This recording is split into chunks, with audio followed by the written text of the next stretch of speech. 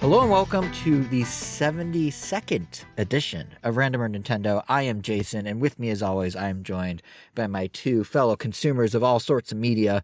We've got Angel to my virtual left. And we've got Kevin to my virtual right. Do you guys hit record as soon as you hear the G in go, or after the O in go? Not the G, personally. Well, Sorry, somewhere between the G which I and guess the would O, be 'cause the it's one G. syllable. Yeah. Yeah, I Okay. I don't want to say necessarily way to beat, but it's not like I'm not trying to anticipate it. It's just like as soon as I hear go, which Yeah, I don't think that hard. it's like muscle reflex. The only Yeah. reason I ask is because Jason started off. He's the one that counted us off in this episode, and he went 1, 2, 3, go. Like he let the O go just a little bit. And I was like, whoa, Yeah, where why are would we? you Where we do that, I was just Jason? getting in the Why would you do vibe of that? it, you That's know? good. I was just like, It's yeah, go. counting It's down, not- go, yeah. And I wonder Mm. if that means that you start at the G. Am I going to get the ass end of the go in the recording?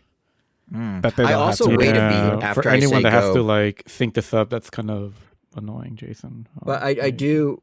Well, I apologize, but I do also wait a beat We need a after I clapboard. say go, so that Yeah, we there's need a clapboard. empty space you can line up with as needed. But yes, a clapboard would go a long way. But also seems kind of silly remotely. But anyway, how are you guys doing besides the anguish of when to hit I guess go it'd be or easy when to if hit we record? somehow had a way to record all three of our channels at once and had a soundboard. That sounds like I've looked into software. It can be pricey, so that's why I've decided against it. Alright, fair I enough. love you guys. I don't know if I Appreciate it. love you $120 a year for. I mean, I love you guys $120 a year enough because that's what the hosting and website and stuff all cost. when Ooh, rounded together. damn. So, all right, I'll get the free trial, and then we'll go from there. Okay, we'll see how we like the free Throwing trial. money Okay? around. Damn. And I'll for see how the what free it's trial goes. And I'm sure someone listening is like, wow, Jason, you're getting ripped off with that hosting. And you know what? We probably are. But Path of Least Resistance is to just keep it. So This the hosting that keeps running out of space every like 2 no, years? no. We haven't run out of space forever. No. Oh. The thing that keeps running out of All right. space is my laptop because of all the files, all the raw audio files and video files. But anyway, yeah, it's been an eventful 2 weeks since we last spoke. A little under 2 weeks. We had a Nintendo Direct, which we're going to dive into. There's been a lot of stuff released. There's been new iPhones and Apple gadgets. There's been, I don't know what else has been going on in the world. What's been going on with you guys? How have you been? Pretty good. All things considered, I mean, still was a splint, so unfortunately, overall hand mobility is kind of limited. But that doesn't really impede me from playing games, which is great. I've already good. attempted, I guess, since we last spoke, I guess that'd be 2 weekends, to try to play Sid Meier's Expedition 33, and it failed twice, unfortunately. Sid Meier's. One of these days, I'll play it. I really want to. It's just I want a day where it's like cool, like nothing's going on. I don't get random call to hang out. I don't get random like babysitting duties. Just sit down with a good RPG and like sink my teeth into it. So for the most part, it's been lighter fare. Like I started Kirby's and the Kirby and Forgotten Land, or played some more Smash Brothers, continued Tales Exilia, stuff like that. Nothing too crazy. I have a question, Angel. In your head canon, is Sid Meier the creator of basically every third video game you play? Because you use his name a lot. Like, is a third of the video game industry just Sid Meier? Have you ever creations played to a you? Sid Meier's game? I've watched my brother play a Sid Meier's game. And what You game was watched him that? play Let's just Civ make sure. 5? Let's make sure it's a real Sid Meier. I'm pretty game. sure What that game? was Civ. Was Civ Civ 5? or 6. Okay, yeah. it was. Okay, so it was a real Yeah, Sid yeah. Meier. Kevin would know more than I would on which one. Oh But man, I got into Civ but- 5 so hard. Like, who started that? Because that's Me. so random. It's not like an Elvis kind of game. It was But I guess you me, liked it. and then the other two, Matthew and Elvis. Then I think they bought it because I got so addicted to it, and then we tried a multiplayer game with Montenegro. Take forever, apparently. I didn't realize the whole Yeah. gaggle of you were Civ people for a period of time. Yeah, man, yeah, Civ 5 took a good chunk of my time. when I played it. I immediately knew within the first 10 minutes that I was screwed. I was like, oh no, this game is completely my thing. So excited for did you get it on Switch? And I mean, doesn't it have mouse controls or something? Civ 7 Switch 2 edition with mouse controls. Is that out? But, yeah, it came out at launch. Yeah. Interesting. Or I might pick it up whenever I thereafter. pick up a... Or maybe shortly Switch thereafter. Wait, now I'm not sure if it's out. You got me second guessing. I'm pretty sure it's out. Yeah. I wasn't trying to do that to you, but...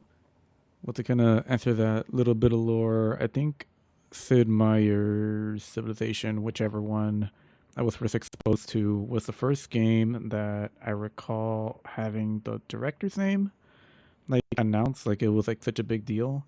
And it just really stuck that anytime any other game does that thing, like Tom Clancy. I guess Tom Clancy's like the other one that I don't really replace Sid Meier's for. Although Tom Clancy's just an author. He's not actually... Yeah, that one's... Yeah, actually, that one's that's kind a of a good point. misnomer. I feel like you know Will what? Wright, maybe. They don't put his name on the box, but like Will Wright, like whenever there's a new Will Wright creation, I was like, oh, it's from Will Wright. So in that case, similar. henceforth, it's Sid Meier's Splinter Cell. But yeah, pretty much like anytime I hear like name, comma, game, like my brain just immediately thinks Sid Meier. So like sometimes I did legitimately forget it was Claire Obscure. I don't even think that's the name of the director. I think that's something to do with No, the game. that's just words of a title. There's not even a comma or an apostrophe or anything. To Yeah, it. I think that's like, yeah, that's probably like is part of the calling title. Super Mario Brothers Wonder. Hold Sid on. Meier Sid Brothers Meier's Wonder. brother.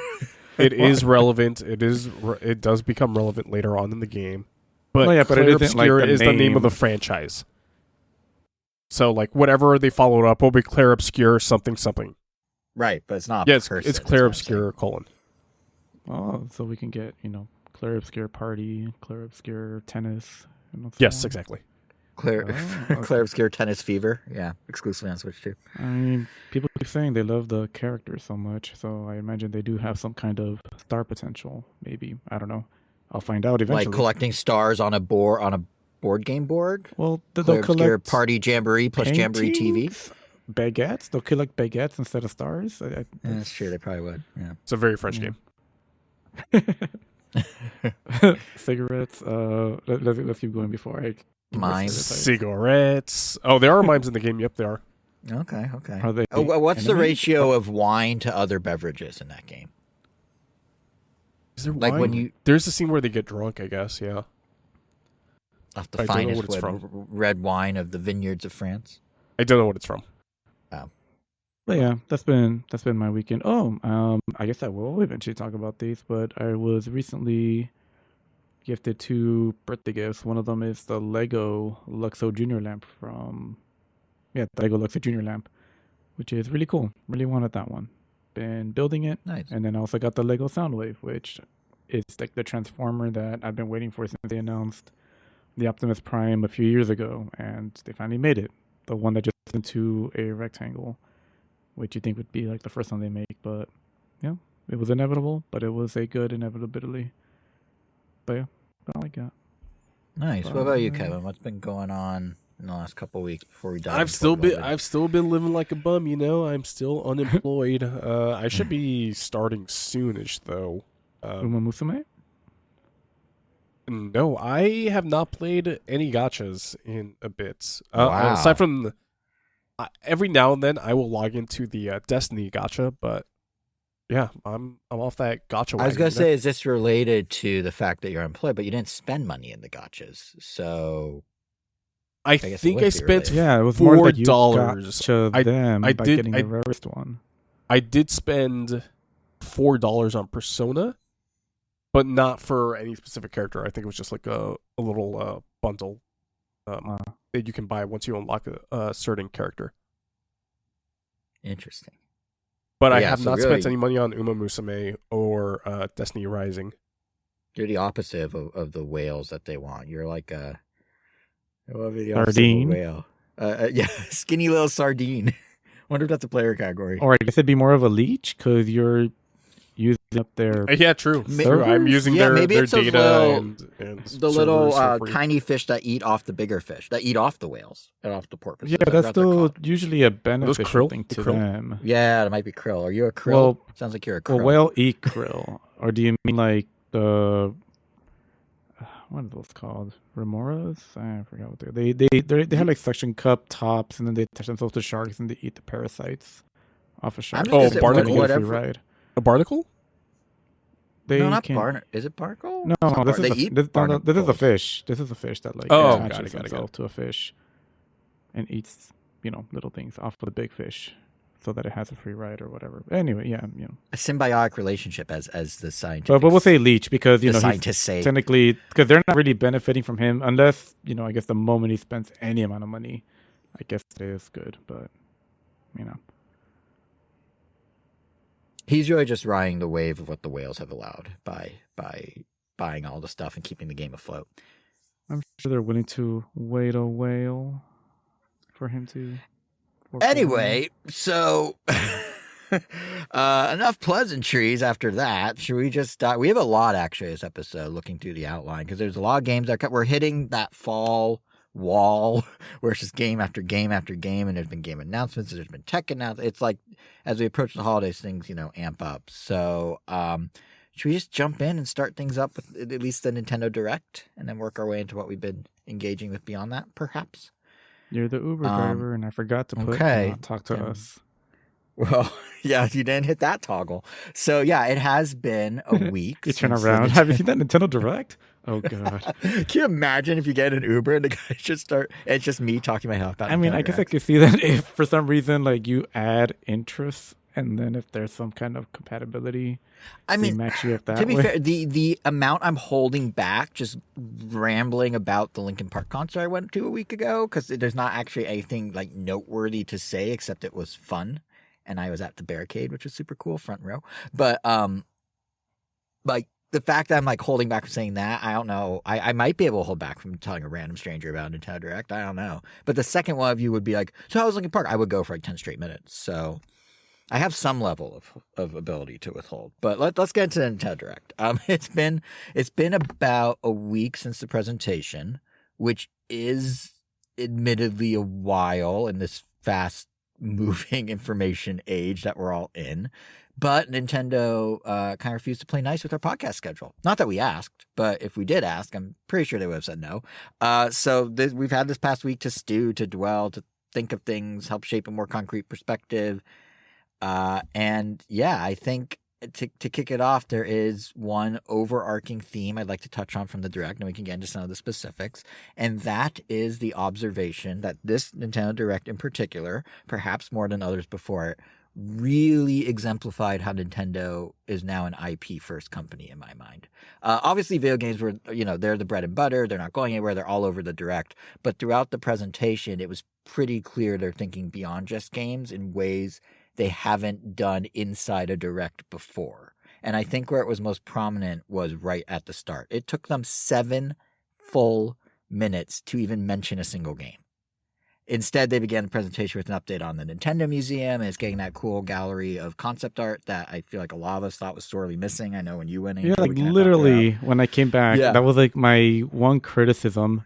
If there was a critic, I said I enjoyed it, but like it really needed something where that was more like concept art or like something that I could. And say lo and behold, and there it was. Yeah, first but thing having a reason to come back, being able to buy more of those gotcha blind boxes because you can only buy 2 total, and there are more than 2 potential things I want from there. So it's inevitable. Right. But yeah, that was kind of cool. It was funny that was the first thing out of Shigeru Miyamoto's mouth. Japan specific announcements that were also like, that's a lot of Japan specific announcements. Like the Kyoto Marathon? Yeah. Yeah, like they were, seriously, that's cool, but like compared to the 35th, I mean, I guess the 40th just isn't a big deal here. Not that they did cool things, but like, I mean, we got like Mario 99, we got, what else did we get? Was that it? And did I just feel bigger? The 35th, we got Mario 99, we got Mario 3D All-Stars. Oh, damn. Correct. That is right. Yeah. We got compared to just Galaxy 1 and 2. I mean, we already got half of that. Apparently, there's going to be a lot more like physical event stuff for the 35th, and then COVID hit. I must have been a Kit and Krista podcast or something, but one of them made a reference to there were bigger plans that they had to scale back because the world shut down. And in the back of my mind, I was like, oh, if they mean my dream of a Mario concert at the Hollywood Bowl. Oh, man. I'm hoping it still happens for the 40th. I forgot that was even a possibility. Now it goes till next September. This is the kind of thing that would get that announcement, and I guess we missed it. At least so far. I mean, they only really covered up through spring. Does DK have an announcement coming up? I would love for DK to get a concert at least. I don't any of them. think they just did the DK everything. You got the park, you got the game, you got the DLC. What more do you need? Missing a concert. I mean, realistically, if they were to do a concert, it'd be an all Nintendo literally concert. rounded out. Japan got one. You could argue a Mario concert could be about DK too, because he's part of the same universe. You could. They could put DK in there. You could. But anyway, the point I was getting at about the direct, before I get too on a side tangent, is that it was weird how it took 7 minutes. We went from the museum to the marathon to the latest on Nintendo World in Florida to the Mario movie sequel. More on that in a moment too. And only after all that did they finally go, oh yeah, also video games, 7 minutes in. And then sprinkled throughout the presentation, and beyond, even within those 7 minutes, but also beyond those 7 minutes, were all these different products that they're selling outside of just games.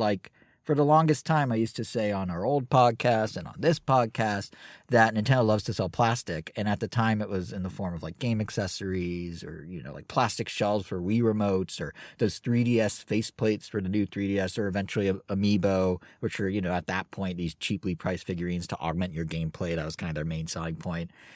And in this direct, I kind of sensed a shift. We still got Amiibo, but they're much larger, they're priced much higher, and now there's almost a degree of separation from the games themselves. Literally, they announced Mario Galaxy Amiibo.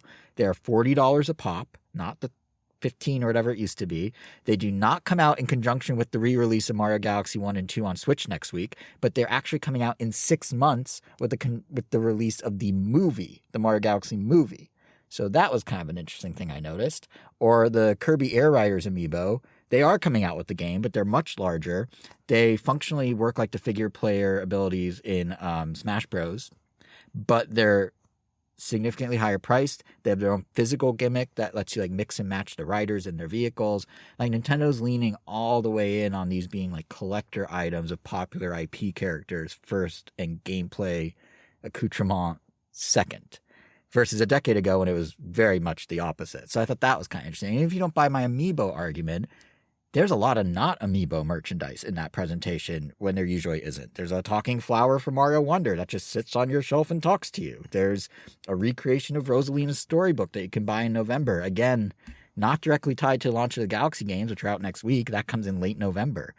But, both are being discussed in the direct like a game would be discussed. And I just thought they're all small things, but when you zoom out and combine that with other activities Nintendo's up to, other merch they're now making. We never even talked about it on the show, but a few months ago they announced, or a month ago maybe, they announced the My Mario baby toy line to loop in toddlers whose first exposure to the Mario IP now is to be these toys because their first games aren't Nintendo games, they're iPad games. So Nintendo needs to get the IP in front of them. Pretty hype. Honestly, the little wooden blocks. I want the block. Yeah. The blocks are cool. The picture book. Dude, and they're all Amiibo. Yeah, what the heck? Yeah. Why are they going so hard on the baby line? If anything, I know. It felt just good quality. The book itself, just making an analog version of the Play with Mario's face thing was just really cool. Just didn't see that coming at all.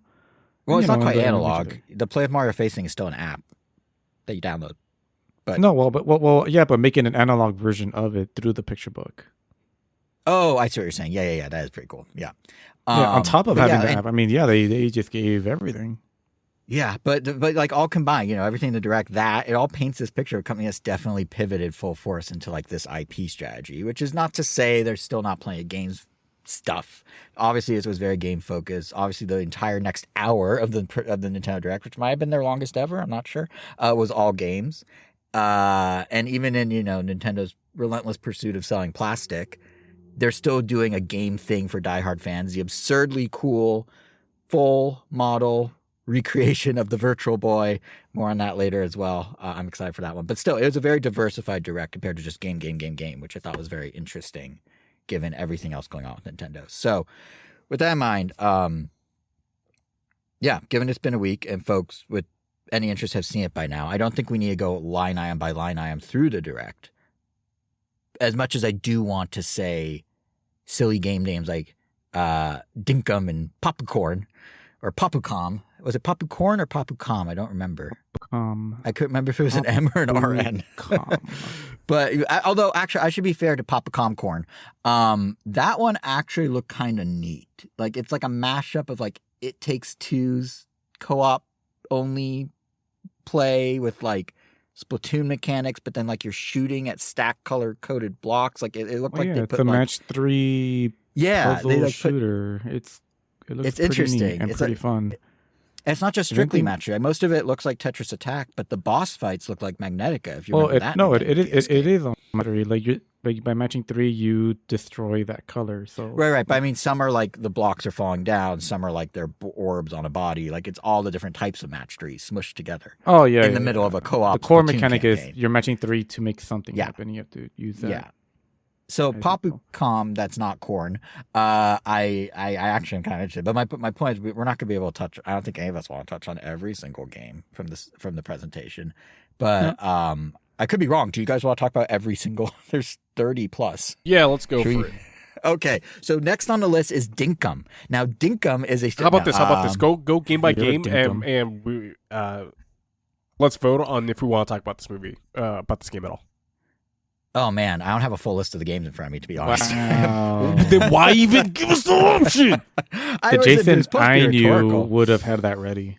Well, I do have buckets of information at the ready, and within that are some games, but I didn't put like, for example, Dinkum. Even though I've named it 4 times, I didn't. Okay, let's just go over your options, I guess. Dinkum, man. All right, well, why don't we Random just start Nintendo with, Jason would have the full list. I'm just saying. I mean, I could pull up the full list. Random Nintendo Jason got. But then it ruins all my notes, guys, because then it's all out of sequence. I remember when should you we just start where? Let's just start where it quality. started.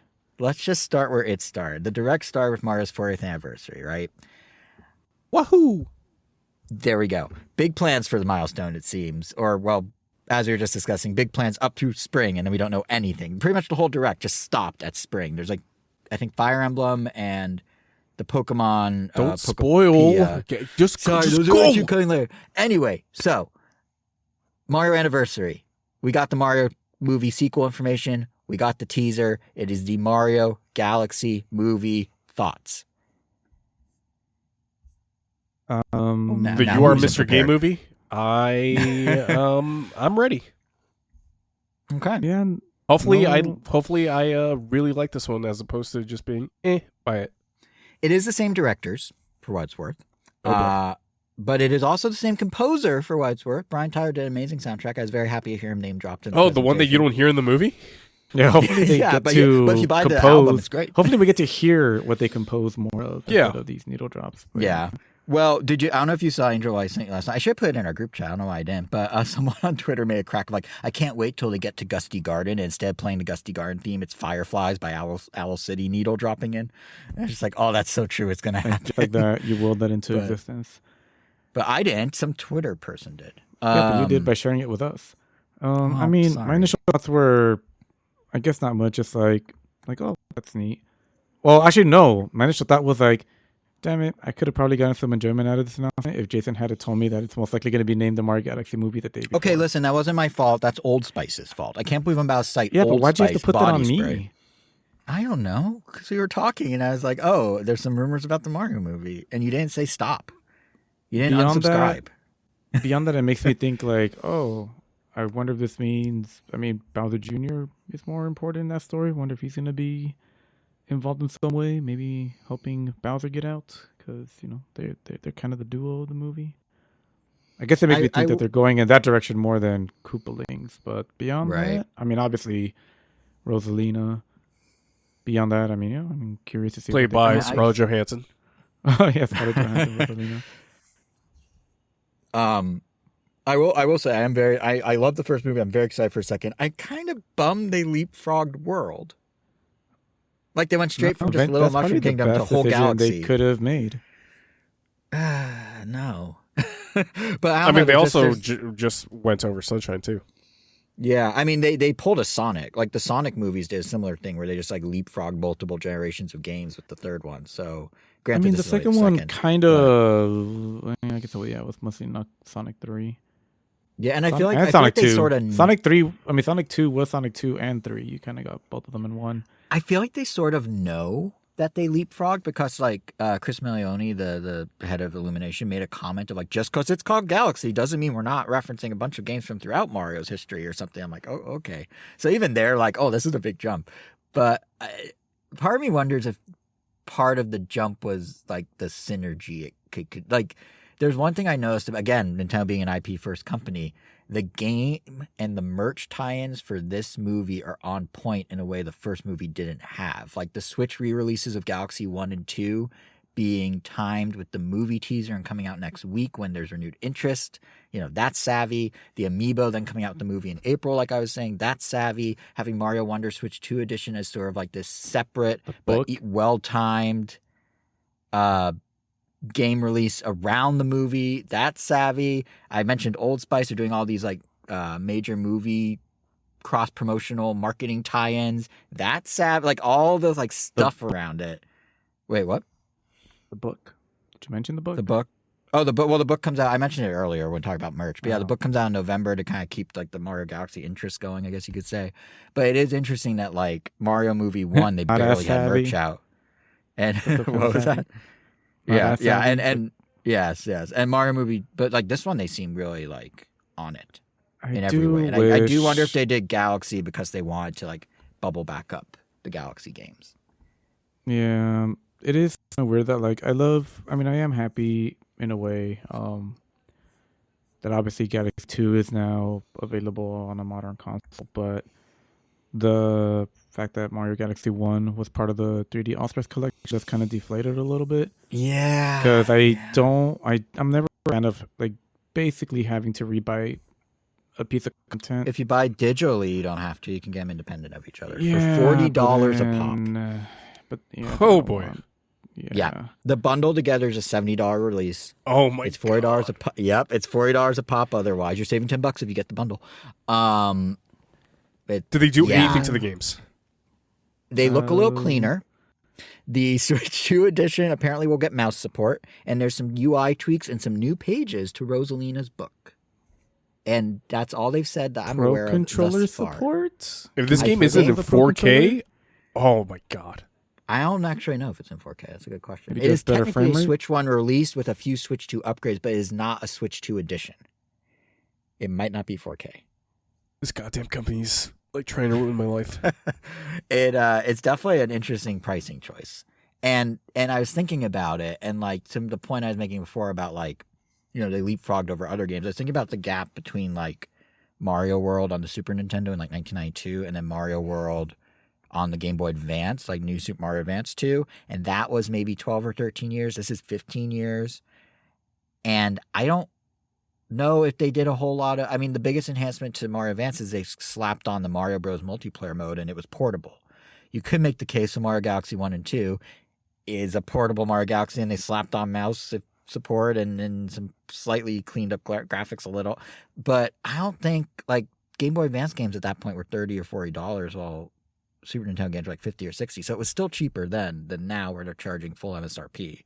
So there definitely is, like... The pricing does feel worse this time. Like, I was trying to think of the best analogous situation, and it still seemed cheaper back then. Like, dollar for dollar between the two versions than now. So, I mean, I guess arguably it was $50 when it came out on the Wii originally, and now it's $40 a version. So I guess it is $10 cheaper. But, yeah, it's considering how they're doing, I'm surprised. I'm not surprised, but they're charging full price, essentially, for the two of them together. When they previously charged $10 less to get 3 games together, when you got Mario 64, Mario Sunshine, and Mario Galaxy 1 in the 3D All-Stars collection. So that's also another interesting wrinkle. But, I don't know. I'm actually not planning to get it, I don't think. I mean, I have Mario Galaxy 1 in the 3D All-Stars collection, but I don't know. It doesn't seem like enough. My Wii's hooked up to my TV if I really want to go back. There's no word, Angel, to your point of or let me rephrase. I'm not aware of any word of Pro Controller support for the motion parts. Actually, that's a good Galaxy. point. Now that we've not kind of, yeah, my brother and I have beaten the last Tales game that required us to have the PS3 connected. We no longer need to have it connected. So now the Wii U is our... it's just a console we just always have connected now, which means that we don't need it. Yeah, I'll just stick with my copy of Nigel Super Mario Galaxy, as Charles Martinet so kindly wrote on my copy. Yeah. I forgot that happened. Yeah. Also, recently, happy 70th birthday to Charles Martinet, speaking of. Is But that yeah. today or when the recording goes live? What? Was his birthday today or when the recording goes No, live? recently, in the last week or two. Oh. Yeah. I just Okay. happened to remember that. All right. What was I going to say? But yeah, so that's Mario Galaxy 1 and 2. That's the start of it all, of the whole 40th anniversary this coming Wednesday, the 2nd. It is, someone made an interesting point on Transformers Twitter. are also celebrating a 40th anniversary this year. Do they have 4 different games? With more to come? No, but I did buy a pricey Seiko from them that I did get recently. It's a very nice Megatron watch. It looks just like a nice steel watch, but if you look closely, you will see the Decepticon logo. It's very That's cool. jade encoded in a way because you can't tell it's nerdy, but that's not why I got it. That seems absolutely equal to a talking flower from Mario Wonder that you put on a shelf and will arbitrarily just start talking, apparently. How dare you, especially considering how much I spent on the watch. No, I'm kidding. I'm saying they're doing something much nicer for the Transformers anniversary than this flower. Oh, yeah. Oh, I Yeah. forgot about that talking flower. I mean, I mentioned it like 10 minutes ago, but sure. And I still forgot about it.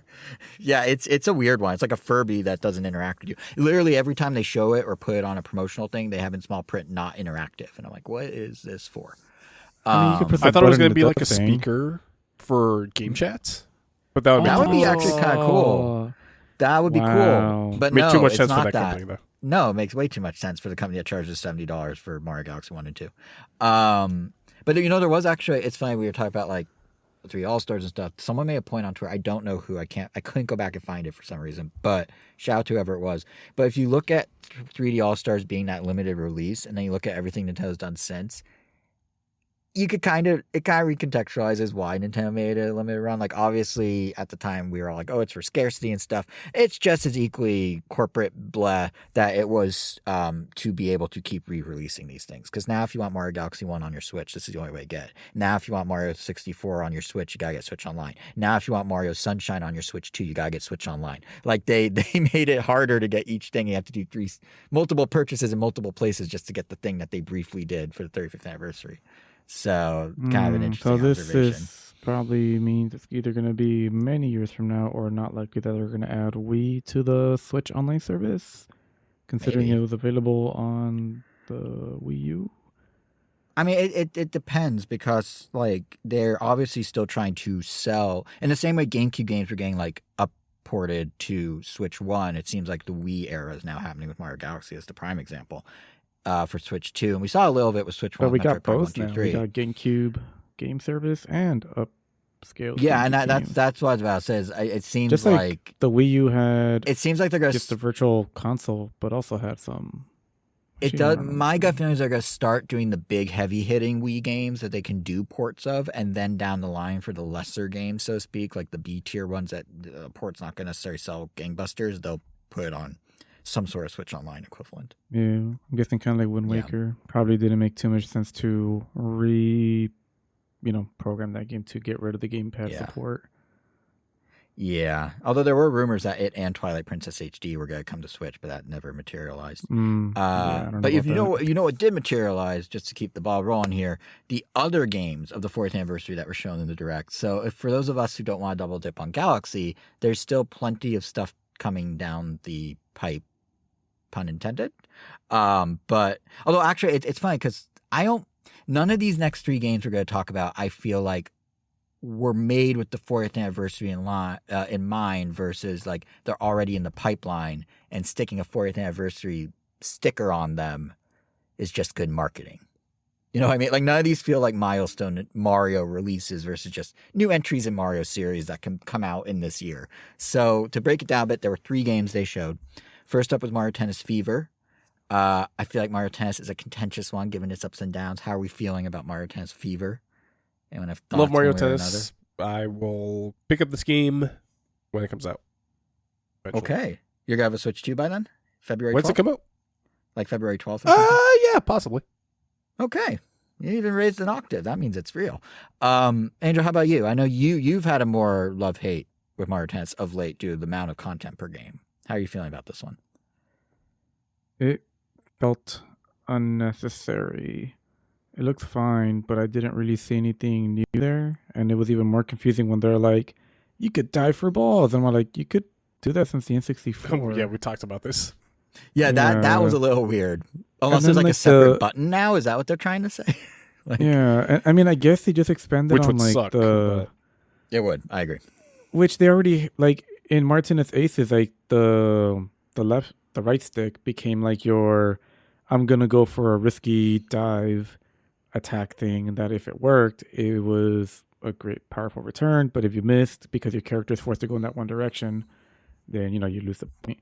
So they had that. Right. And then this new one is like, oh, build up your meter, and then you can use it to hit out a special attack determined by your racket. But Aces also had the... But the Aces also had the, build up your meter and then launch a powerful attack that I would argue, well, I won't say anything because, we still don't know what all the rackets do. But the other one was way more like a fighting game in the sense that you either have to parry the hit quickly to not let your racket get destroyed, which doesn't seem to be a thing anymore. Or you could use your own super to counter it, or you could just avoid it. And this one just seems to have, build meter and, use a special ability given to you by the racket, which is interesting, but that seems to be the only newish thing.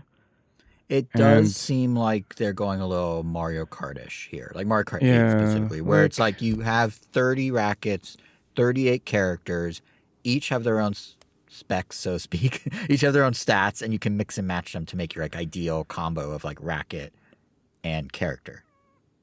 Yeah, like if all this content, like a normal Mario sports game, well, and by normal, I literally don't mean normal in the last 10 years.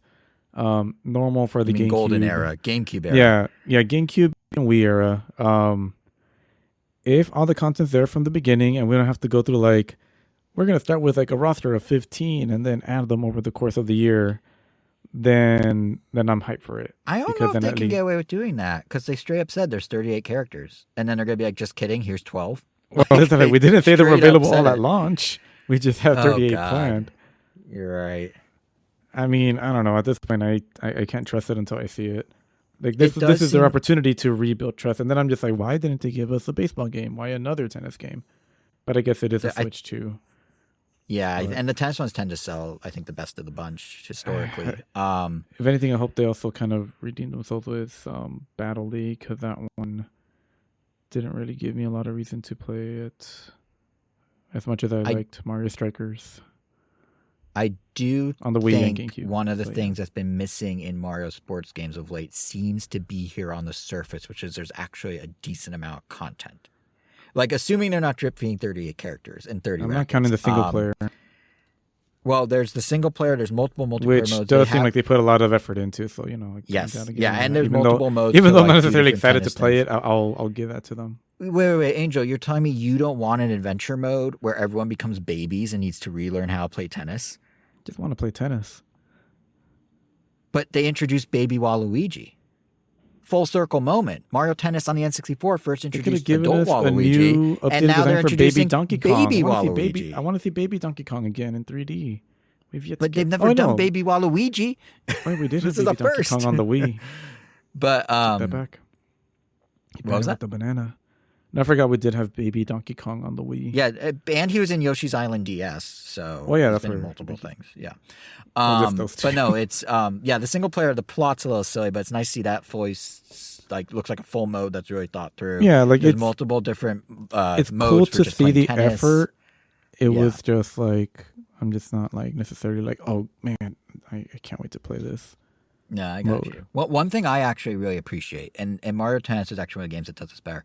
Nintendo's really good about interconnecting things from the most relevant recent Mario games. Like, if you look at the GameCube era, there's so much like Isle Delfino crossover, and like Professor Egad is like crisscrossed from stuff, and they have like all the, the Nokia and the Piantas and everything just there. And I'm noticing like with Mario Tennis Fever, what was that? I thought Egad should be a regular character. It seems like Yeah, he kind of the lost opportunity his. kind of came and went. Yeah, he did. But Even that era, like everything was very yeah, connected. even And this Toadless era, almost became one, and then I feel well, like he just died. yeah, and then he got replaced. Yeah, but I was gonna say with Fever, like they're doing the Wonder thing. Like Mario Wonder's like the de facto now, which is cool. Like I like the fact that there's commentary from the Talking Flower. Although I understand it could get annoying and people want to tear off. But conceptually, I like that he Yeah, made of all the those. things, I I'm like glad the that's Wonder what mode it that they is. added. Yeah. What? Oh yeah, that's true. Yeah, no, but the I don't know if you saw when we were watching the direct, they have a whole mode where it's just wonder effects on top of the court that can show up randomly. And I thought that was kind of cool. Like it's cool to see. One could argue, while they didn't call it this, the on-track obstacles in Mario Kart World, like the enemies that appear, like, you know, the things on track, which is new to Mario Kart World, is like a low-key nod to wonder effects. Very low-key. But like it's cool to see some ideas from a core Mario game like be put in the spin-offs every generation, and it seems like it's Wonder's moment to have that. So that I appreciated from Mario Tennis Fever. I would have appreciated if they actually added an item from Mario Wonder into Mario Kart. Like it was like yeah. Well, I mean Mario or... Kart, they barely. Honestly, my drawing that parallel of the Wonder effects is like as if anything, minimal as possible. Like that. Anything was the Kamek there. is more like a Wonder effect because that like makes Correct. it rain Yeah. chain chomps or charging chucks. I agree. Yeah, and also transforms you just like Wonder effects. So this is true. Actually, yeah, it basically that was could a have Wonder easily effect. have just been a Wonder Flower. It didn't even have to be Kamek, and Kamek could have just been a racer. That's actually it's a really like they good point. found a way to make Kamek not a racer. Like they really didn't want to after adding Kamek as DLC in Mario Kart 8. They're like, you got the one chance. You had your moment back to being nothing. Yeah. Yep. Although he is one of the 5 characters that were confirmed to return to the Mario movie, so there you go. Same voice actor as the first one. So someone still loves Kamek over in France at Illumination. But since we're talking about Mario Wonder, so yeah, Mario Tennis Fever, unless there's anything else you guys wanted to say, that was the first of the 4 anniversary games. That's more than I thought I was going to say. the second was Mario Brothers Wonder, Nintendo Switch 2 edition. And this one I'm actually quite excited for, much to my own surprise. Like, this is one I would actually go back to, and I feel like this is a game I should have beaten. I rarely beat games. It feels like one I should have. So getting like a spruced up 4K snazzy Mario Wonder on Switch 2, I feel like I could actually go back, especially since they did seem to be teasing other new content I think is going to mean new levels and worlds based on the footage. But the main hook for 20 more bucks. Yeah, but it comes with a whole multiplayer. Wait, how much thing. were so the main PS4 to PS5 upgrades? I have no idea. Kevin, yeah, I think it depended on the game. So some were free, some were 10, some were 20. And for what it's worth, they have not priced this yet, Angel. $20 is most likely the reality because that's been the standard for Kirby and Zelda and others, but they technically haven't priced it yet, so you never know. Yes, I guess watch it be 40 included or 20, huh? Well, it's, there hasn't been included. If you buy the physical or the download of the full Switch 2 edition, it's at the standard MSRP of a Switch 2 game, I think. Or no, it's at 80. And if you buy it without on Switch 1, it's 60. So yeah, it's 20 extra. Interesting. Generally. But the thing that's apparently worth the $20 that Nintendo's trying to hype up with Wonder is this new meetup in Bella Bell Park, which is a mode comprised of various multiplayer minigames that seem pretty fun. They seem to dabble in a lot of things other Mario games have experimented with, like collecting them. Like there's different challenges, basically. It's almost like a set of like deeper than Mario Party minigames. So there's like a mode where you're collecting the most coins in a level, which reminds me a lot of New Super Mario Bros. 2. There's like a platform placing mode that's very like New Super Mario U co-op that you used to do with the gamepad where you can put the platforms. There's this kind of neat like most lives mode, which almost looks like who has the most lives at the end. Almost looks like a diet like Smash Bros. Stock battle set in like a Mario stage. There's a tag mode where you like pass around this like Phantom mask from Mario 2. That sounds like the most fun one for sure. Yeah, it looks kind of like a 2D version of Mario Chase from Nintendo Land without the asymmetric gameplay. Oh, like super quick tangent. I don't know, and I know I told you, maybe I did, but I don't know how we never thought of this before. Was it you, Kevin, that came up with like, what if we tried playing Mario Chase with no comms, and that ended up like just making the game just feel very different? It was still hard for Mario, but it just felt very different, and it was very, very fun. Definitely, it was very fun. Yeah. Oh god, that little ring around the rosy you and Elvis had, that was hilarious. Yeah. Nintendo Land. I wish there's a way. Never ever happened with comms, which is great. I wish there was a way they could bring it to Switch too. Maybe with Game Share, if people own 2 Switches, it can work because Game Share is the Wii U tech, is the streaming tech. But I want back like the meetup at Bell Park reminds me. It feels like a 2D Nintendo Land in a lot of ways, minus that asymmetric angle. Like each minigame does seem relatively deep, and it does kind of have that vibe. And it's in a park, like Nintendo Land was in like a park. So like there is some parallelism there. I just wish they'd go that extra step and figure out how to get Nintendo Land on Switch too. There is ways but this to is force cool parallelism. in and of itself. Yeah, like it's pretty cool for what it is. So I'm excited about this one. We'll see how it shakes out. It comes out around the time of the movie in the spring. And then the last, or unless there's anything else you guys want to talk about with Wonder before I go to the last of the 40th anniversary games. Nope. Okay, so last on the list, a game that should be called Yoshi's Story 2. Yoshi and the Mysterious Book. And I'm guessing they're not calling it Yoshi's Story 2 because the gameplay is actually pretty different from like a Yoshi story. So you're still going level to level, but it seems like there's a big focus on the interactivity of the creatures you'll encounter, or like the interactivity between the creatures, you, and the world. So like some seem to be used to solve puzzles, like you interact with something one way and it helps you solve a puzzle in the environment. Others are more platformy, like they had umbrellas you can grab that were little creatures you meet.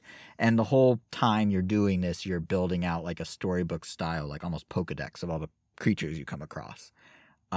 Seems neat, seems rather chill in a way that's kind of like Wooly and Crafted World, but I feel like there's the different angle now of instead of the environments being the puzzles themselves, because like you pull this yarn or you fold this page or whatever, it's like the environmental puzzles are now these creatures that are in the environment that you're engaging with and interacting with.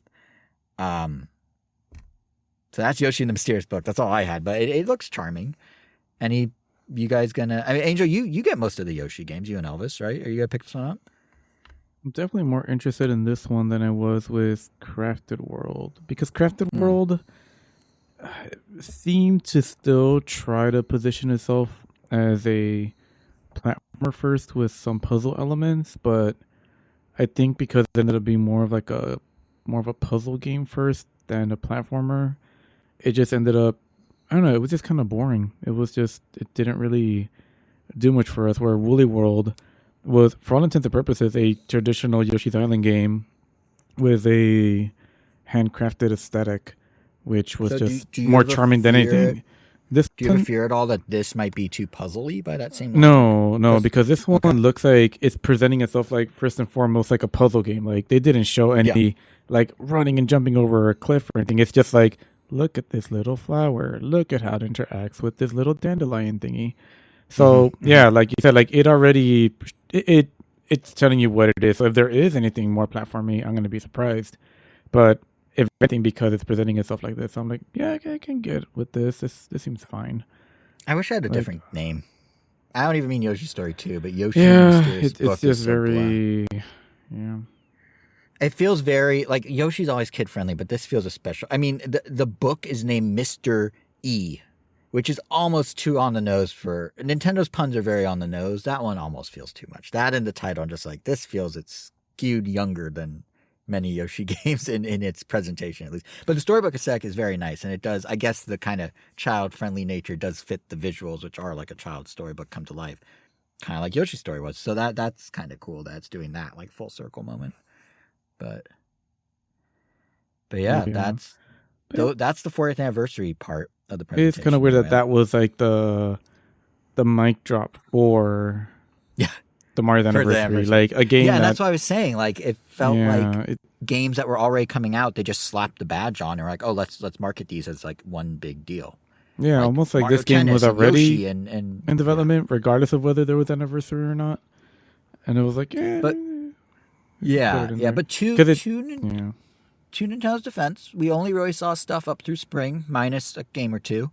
It felt, this whole presentation to me felt like they were holding back the big heavy hitters for the later part of next year, like they always do. You know, we never see what's coming holiday 2026 before holiday 2025 even happens.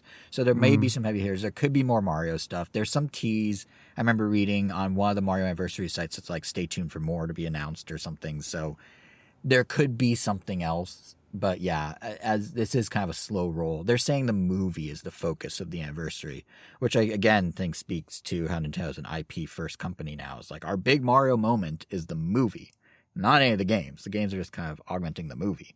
So that's interesting. But yeah, it's a lot of Mario things, but it's like soft in terms. It's like almost like the B tier Mario in a way. But yeah, so that was one through line was the Mario 40th.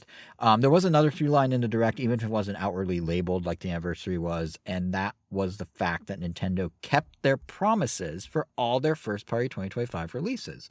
They are, in fact, all coming in 2025, Metroid and Hyrule Warriors included, which were two that people weren't so sure about. So we now know Metroid Prime... And then everyone that did is silly. I'm just kidding. Oh, well, I guess I'm silly. But Metroid Prime 4 Beyond... That's a given, but yeah. Anyway. Yes, I know. I mean, to be fair, I said you can go. I have the receipts on my socials. I said Metroid Prime 4 Beyond's either coming in December or delayed to next year, and lo and behold, December 4th. Oh, so, wow. It's either coming out or it isn't. Damn. No. But I specifically, I basically was saying sometime in August. If it comes out, it won't be. I know. I'm such a what a sacrifice I made. Yeah, and give me a cool Nostradamus prediction. Come on. I mean. Maybe I'll think of one. But anyway, we got a new trailer for Metroid Prime 4, and it showcased a motorcycle. So, how are we feeling about the motorcycle? Which, by the way, the motorcycle has a name. Viola. V-I hyphen capital O hyphen capital L-A. Viola. Well, thanks for spoiling that. It's not spoiled. It's in the presentation. It's on the Amiibo package. Also, it's in the press release. Why would you assume I looked at any of that? You were watching the presentation. What do you mean? Anyway, how do you feel about that? Doesn't matter. Yeah. How you feel about what you saw in the presentation? Since apparently you did see some of it of Metroid. Did you see anything of Metroid? I watched a little bit of it because I didn't want to watch too much because it's Metroid Prime. I want to be as surprised as possible. Well, I mean, go ahead. But what little I saw, I mean, it looked neat. I'm curious. Obviously, yeah, it built intrigue. So there was already intrigue in the game because from what little I saw of the trailer, because I didn't even watch the first reveal trailer for it, like the first gameplay trailer. Like I hadn't seen anything up until this point. So I'm like, what is going on here? Like, does Samus have psychic powers? Is that a new thing? But I mean, do you want to answer that? No. Okay. I will say one thing that's working in your favor. I won't spoil anything. Nintendo's really pacing the reveals of information very strangely. So what they showed. Well, I mean, they're never going to have a direct that's going to spoil everything. Well, yeah. But minus one visual cue on her design in this trailer. There was no connection between what they revealed in the first trailer and what they revealed in this trailer. It's like all these different breadcrumbs that are completely isolated. Like usually when they do these announcements, they kind of build I'm trying to think of like Tears of the Kingdom, for example, where it's like, oh, he has this new hand. This new hand lets him like do things vertically. Oh, speaking of vertically, you can now go to the sky. Oh, speaking of the sky, you can now build things that take you to and from the sky back to the ground. Like they kind of build it that way. This one, they're just like, here's a breadcrumb. Here's a motorcycle. Like it's just like, it's very scattershot. So it'll be interesting to see how it all kind of like comes together because there's a lot of like open-ended questions and loose ends that they haven't really addressed yet. Like without saying too much, like what role does this bike play in getting around, and like some of the stuff they showed opens some questions about like the structure of the game. So it'll be interesting when they piece it together, but I find it so it feels like this game is coming in hot.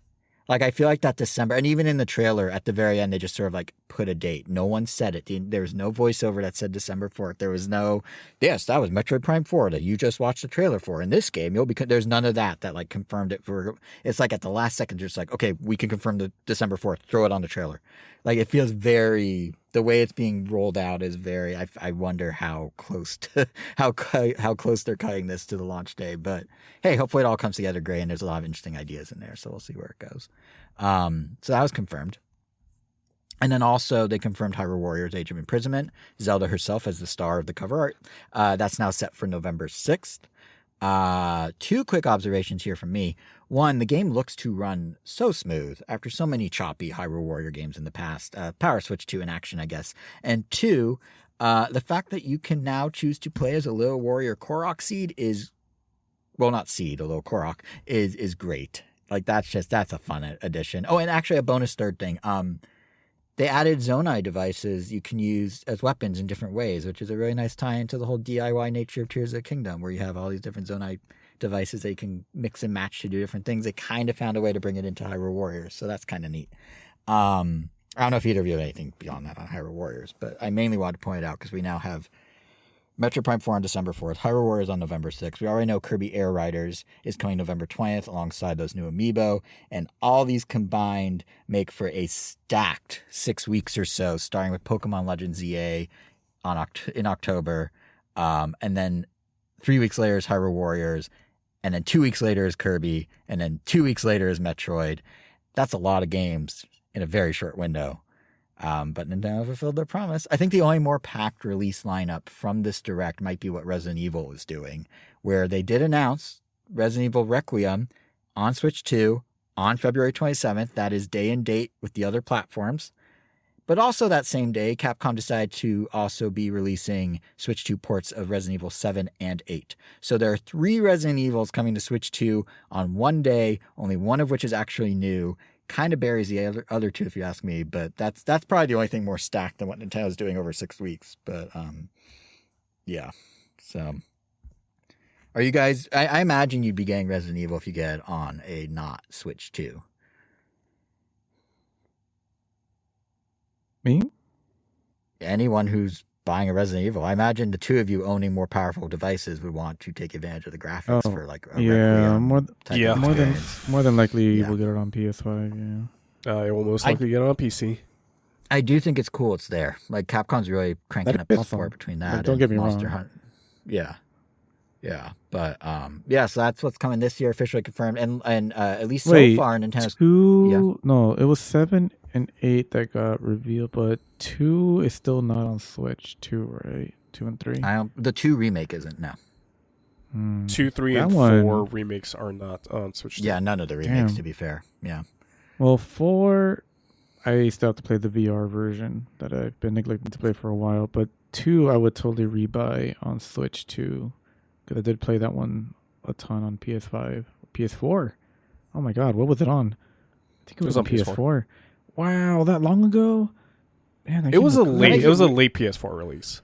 That makes it weirder. It never made it just. Well, I guess it could come to Switch 2, but Switch 1 they could have down-resed it over. Yeah, that game looked great, but wow, RE Engine was crazy. But yeah, I'd like the game to come to Switch 2. Yeah. It is cool to see, and you could tell Nintendo was very proud Switch to get 2 that is running it well with Street Fighter 6. I mean, that game when you're just kind of watching it, it's like, whoa, that's on Switch. Also, as of right now, like 20 minutes before we started recording, I saw that Street Fighter 6 is only $20 on the eShop for Switch 2 for anyone out there interested. Whoa, it's on sale. The price it's a good deal. Switch 2 upgrade. That's a deal. That's a steal. And one quick thing when we were talking about Nintendo's first party lineup and keeping promises. So far, we're on track with the stuff they promised for 2026 as well. In the previous March Nintendo Direct for the Switch 1, I don't know if you guys remember, that was the Direct we got Tomodachi Life Living the Dream and Rhythm Heaven Groove in the same presentation.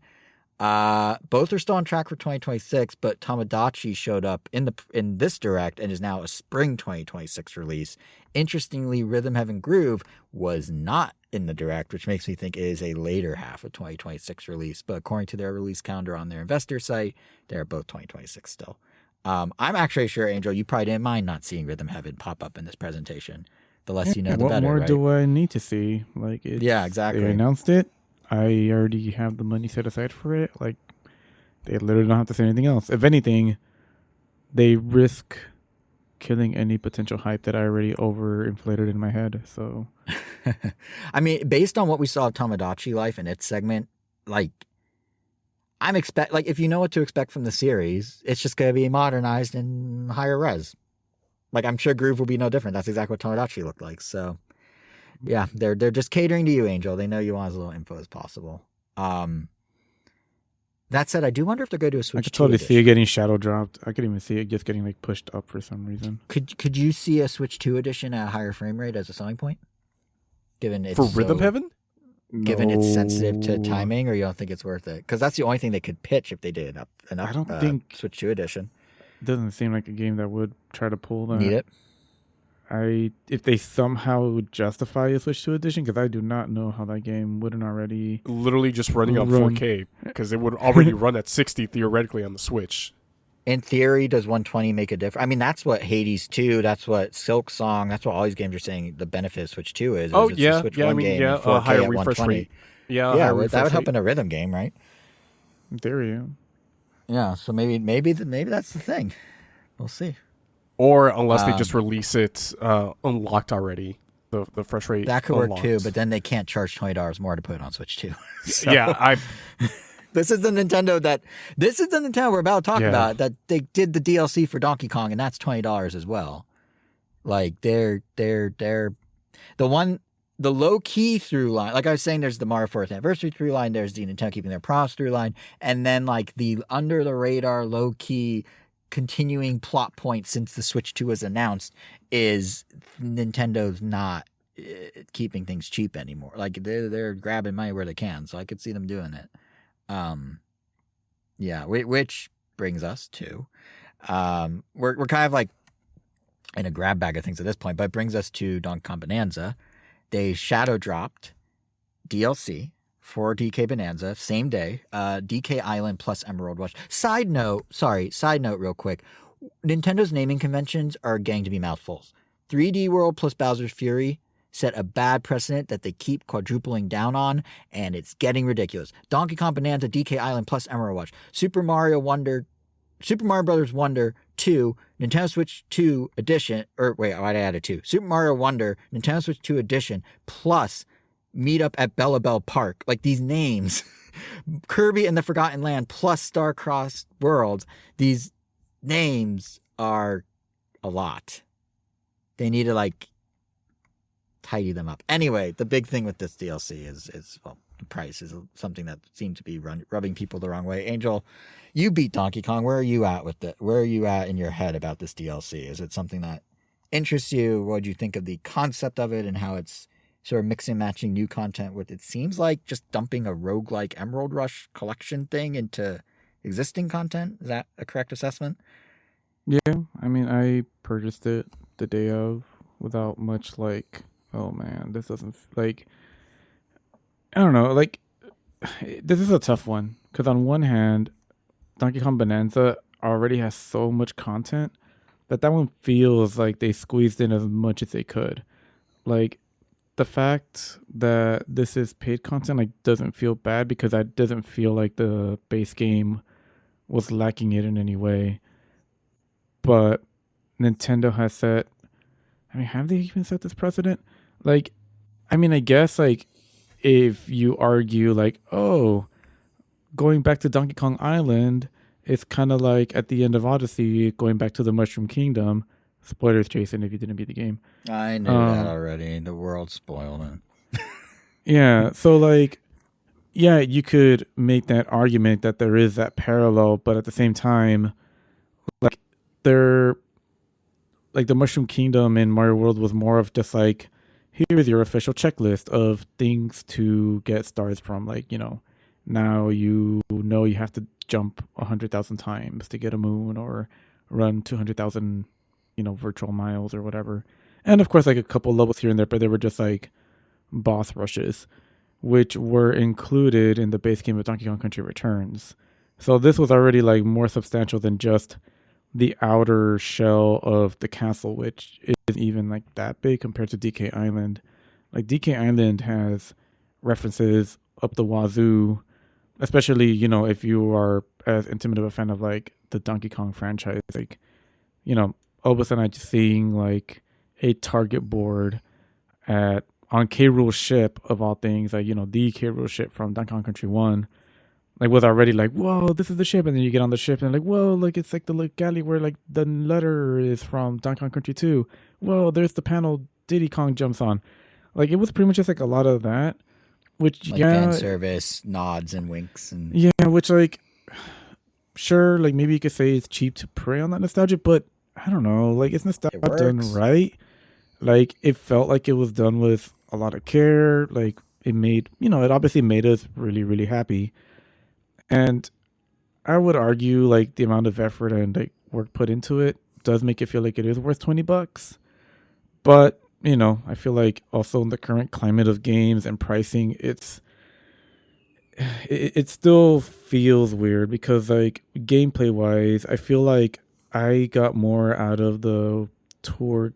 I feel like I'm gonna get more out of the memory lane walk than I am from the actual Emerald Rush gameplay, which I'm not as like excited about. Like, yeah, I'll do it, I'll complete it, I'll get the trophies, but I don't know. Like, I never found collect X amount of things to be super fun, whether it's coins or gems or whatever. And correct me if I'm wrong, isn't most of the Emerald Rush, besides DK Island with its little nostalgia museum, isn't most of the Emerald Rush just using the existing levels and they just kind of dump new assets on top with these emeralds? I mean, I think it's more than just like saying dumping new assets. Like, yeah, like the DK Island is a whole island. It's pretty substantial, I would say. Oh, it is substantial. Okay.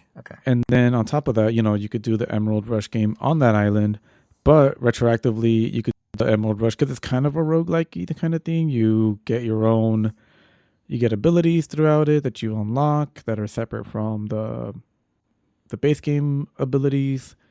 And you could do it in every single layer of the world. So if anything, it gives you more content.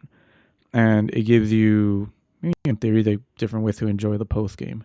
Because it is post game content. You have to have beaten the game in order to play it. But, it's also just like collecting coins. Like, it's not like brand new levels outside of DK Island. Like, there are no enemies in DK Island. There's no new boss in DK Island. DK Island is just DK Island. And... so like I'll definitely enjoy it for a while, but I probably won't go back there too much outside of just maybe to listen to the music, which, by default is the DK64 or DK Island track that just plays when you're chilling there, which is also super cool. But yeah, like, when you compare it to, I think like the thing that popped up immediately in the internet circles that I saw, because I don't see a lot of them, but what did make it to me was a comparison to Silk Song, which was like I think also $20, and has it is. It's a full-fledged game, but you can also argue, they're very different kinds of games, and yeah, I don't know. It's a really tough. Like, I guess at the end of the day, we do have very substantial games like Silk Song. That's like a 30-40 hour game probably, if I'm guessing, because I know Hollow Knight 1 was at least 30 hours or something like that.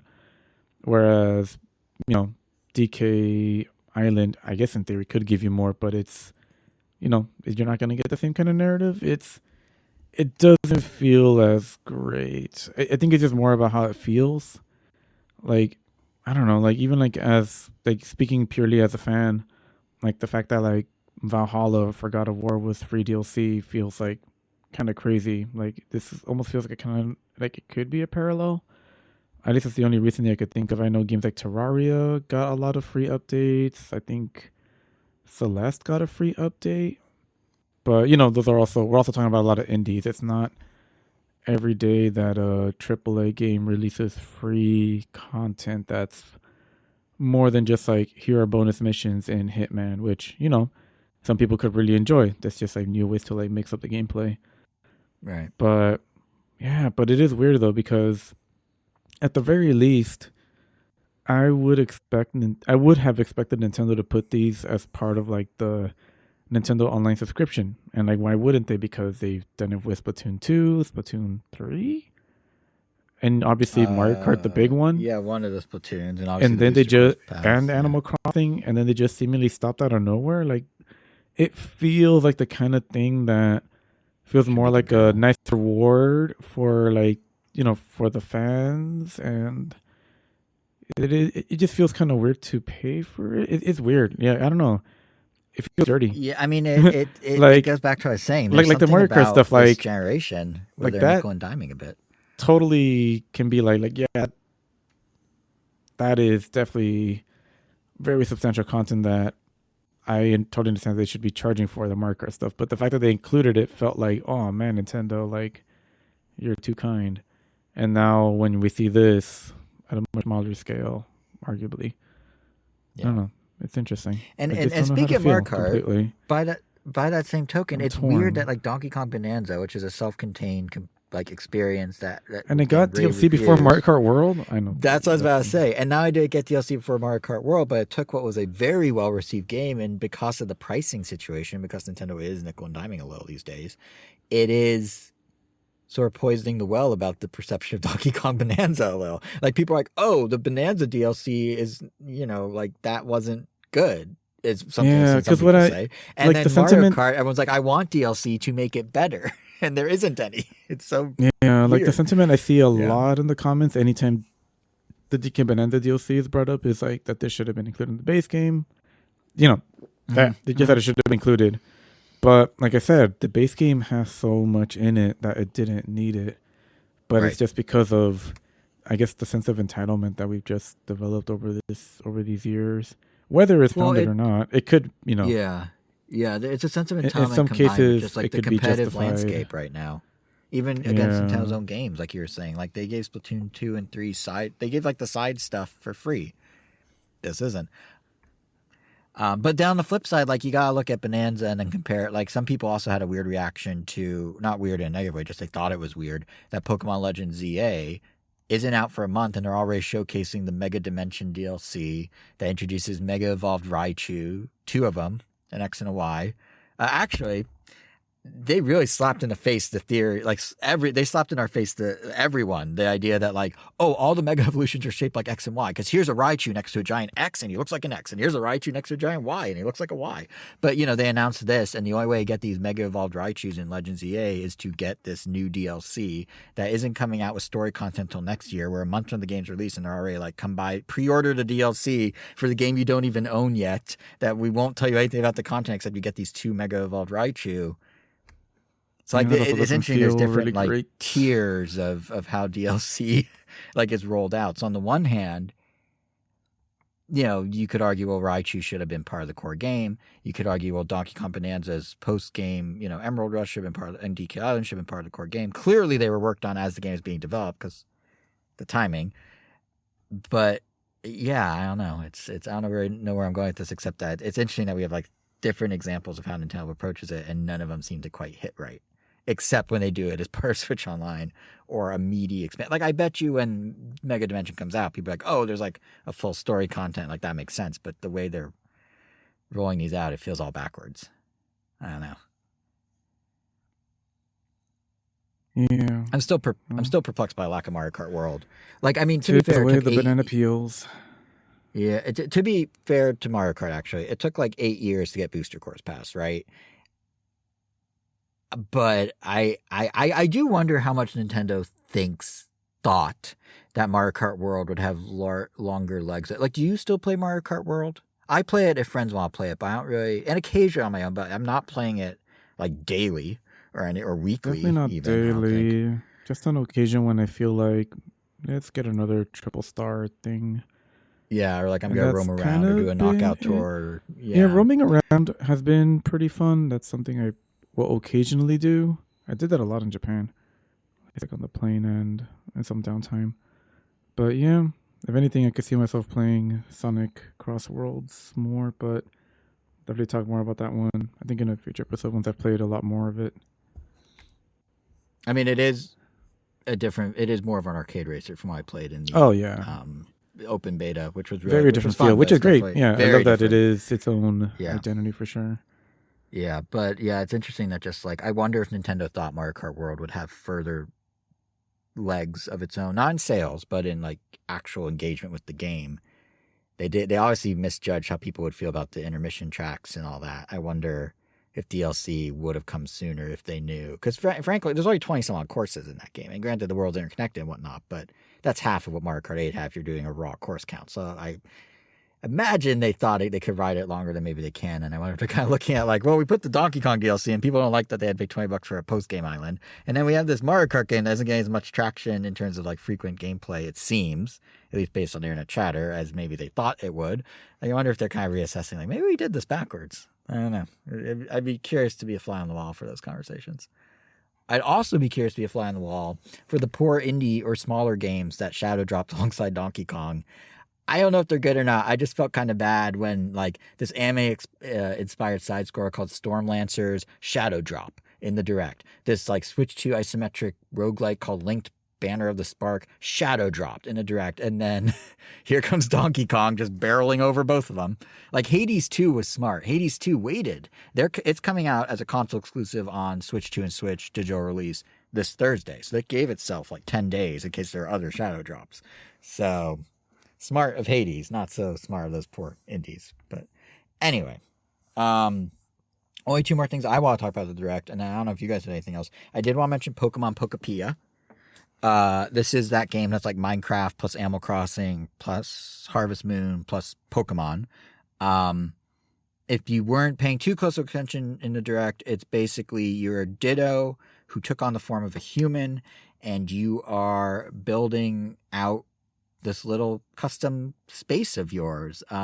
You discover different Pokemon, and as you customize your space, you can then mimic their different moves to get new skill sets to further build out your space or craft or gather materials to craft or what have you.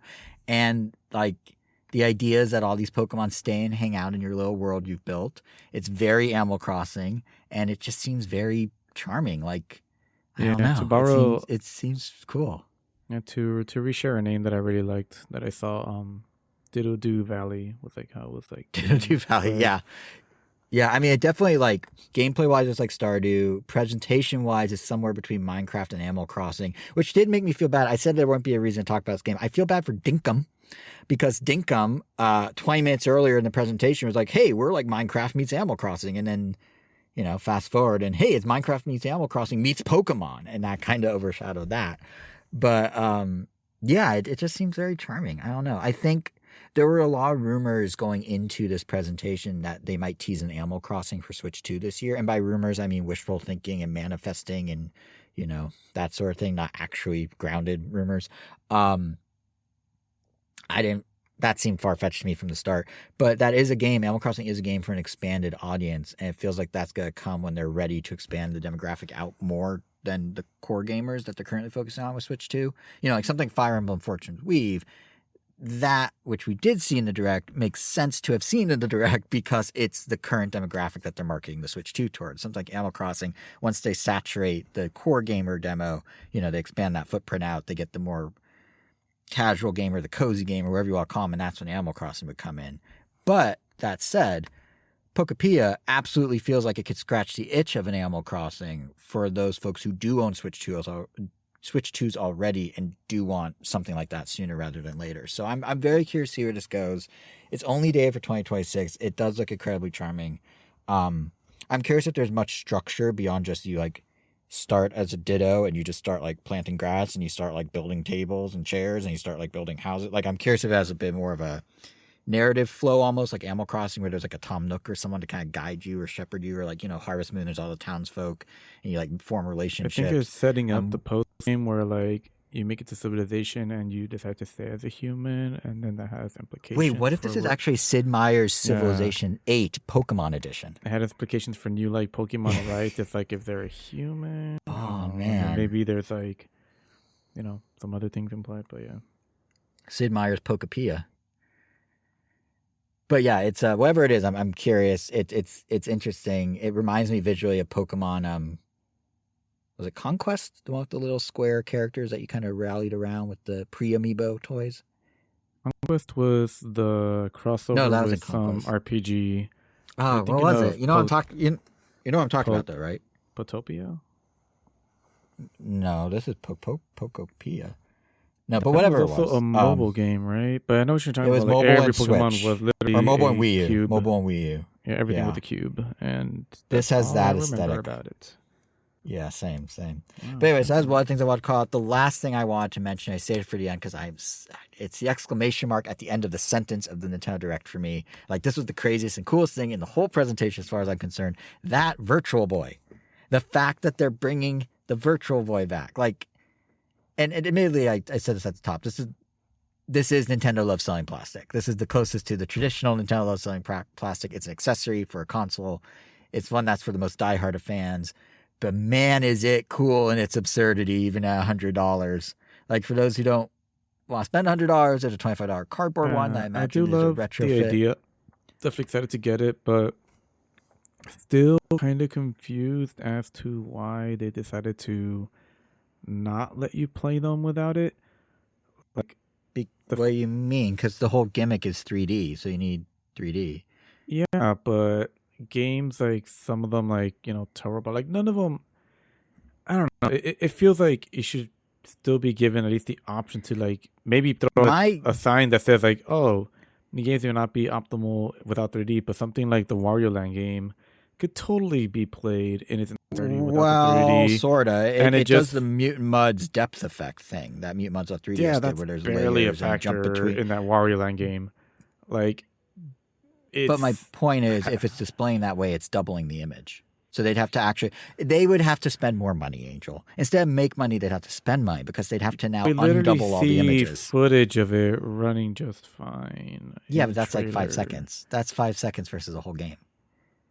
They could just take a feed from one eyeball for that, you know? Yeah. Why don't they? I get what you're saying. I don't think you're wrong. It's just Nintendo. It just feels weird. It feels kind of weird. Well, I don't think you're necessarily forced to use Nintendo stuff. So you are. Another favorite technically mantra not, of mine. But I mean, you are. Yeah, you do have to play it in with some. Another favorite mantra of mine is Nintendo never gives up on an idea. And you may recall on the Switch 1 era was Labo VR, and they gave you those cardboard things that you could slip your Switch into as like a cardboard headset, and voila, Switch 1, it worked. And lo and behold, there's a $25 cardboard Virtual Boy that looks very similar. So I imagine anything that has those two lenses that Labo has, which is not unique to Labo. When Google did those Google Cardboard VR headsets, like any of those, if you can make it fit on a Switch screen, I'm pretty sure it will work. Oh yeah, I'm sure. So, but you know, Nintendo's into Yeah, you have to get the right dimensions. But Nintendo, there'd be so many like 3D printed or like homemade. Like here's the lenses, just slap them onto this thing. Like people will make it work. But I love the absurdity of the $100 full on Virtual Boy recreation. Like this re-embracing of the Virtual Boy that Nintendo's been doing these last few years has been so interesting to watch. Like between the Nintendo Museum having merch for it, and you know it not just being the butt of a joke in a WarioWare, but like Nintendo finally being like, yeah, we had this console. It bombed, but you know what? It's part of our legacy. It's part of how we got where we are today. We did 3D successfully many generations later with the 3DS, but here's the first attempt, and we want you to experience it. Like, I just think that's so cool as someone who's like super into Nintendo and its history and stuff. And admittedly, they're still bearing the lead. You know, they made a comment in the presentation where they're like, we're going to have 14 games to be released over time for it. Yeah, you're going to have 14 games because there were literally only 14 games. Like, you're not acting like we curated a selection of 14 games. It's like, nah, you literally had no other. Well, they had one other.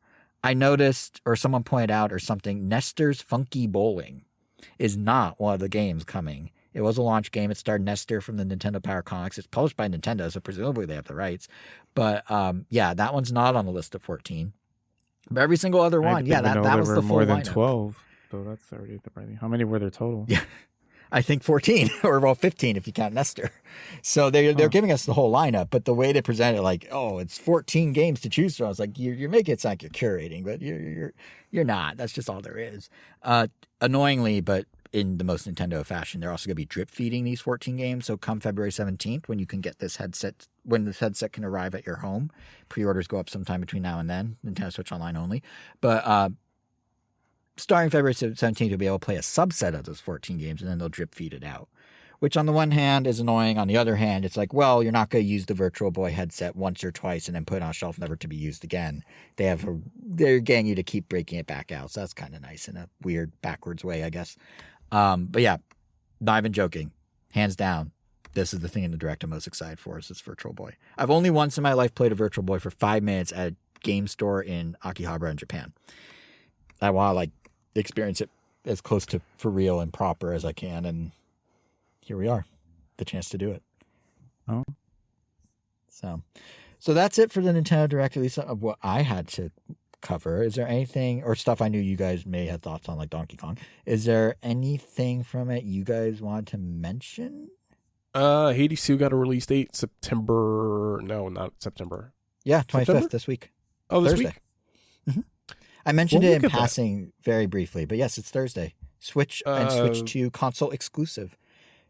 Yeah, which is really lame. This game should be experienced by everybody, as far as I'm concerned. That is the only thing that I It care is about a in this bit of direct. the heritage of it, though. Like the Switch 1 version, like Switch and Hades 1 Sure. really like Don't care. together grew. do not care. Everybody That's fair. should be experiencing this game at the same time together. Well, also another little wrinkle in that, if you want to get it on Switch or Switch 2, it is digital only this Thursday, and the physical will not come out till late November, I believe the 20th. So there's also that stagger as well. But yeah, Hades 2 actually got a huge chunk of the presentation, one of the longer presentations in the Direct. That whole anime cutscene and everything. Which was awesome. Can't wait. Yeah. I've only put the initial like 5 hours when the game released in early access because I said, you know what? No, I want to experience the entire thing. So I'm How really long has it excited been to in see early what access? changes that they've done. It It's been released like over a last year, year, right? Yeah. Yeah, that's what I thought. Well, nice to see it in its final form. What a great month for like the indie game scene between Silksong and Hades 2, all within a few weeks.